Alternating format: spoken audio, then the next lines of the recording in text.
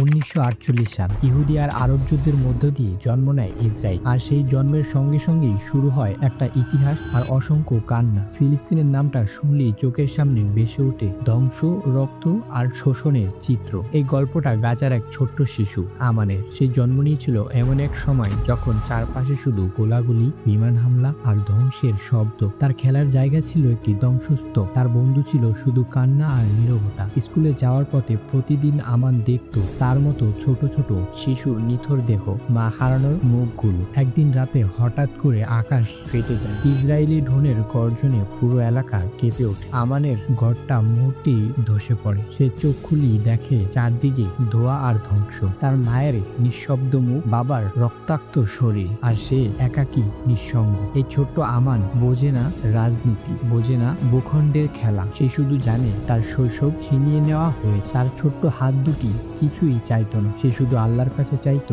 শুধু একটু শান্তি আর একটু নিরাপদ ঘুম। এই শিশুটি আমাদের কাছে প্রতীক, একটি জাতির, একটি ইতিহাসের আর এক দীর্ঘ সংগ্রামের। 75 বছর ধরে জুলুম চলছে, তবুও ফিলিস্তিনের মানুষ হার মানেনি। তাদের স্বপ্ন এখনো বেঁচে আছে, একটা স্বাধীন, শান্তিপূর্ণ ভূখণ্ডের আশায়। তাই আসুন আমরা যেন কেবল দর্শক না হই, এই বিচারের বিরুদ্ধে আমরা আওয়াজ তুলি। ফিলিস্তিনের পক্ষে, মানবতার পক্ষে আমরা একসাথে।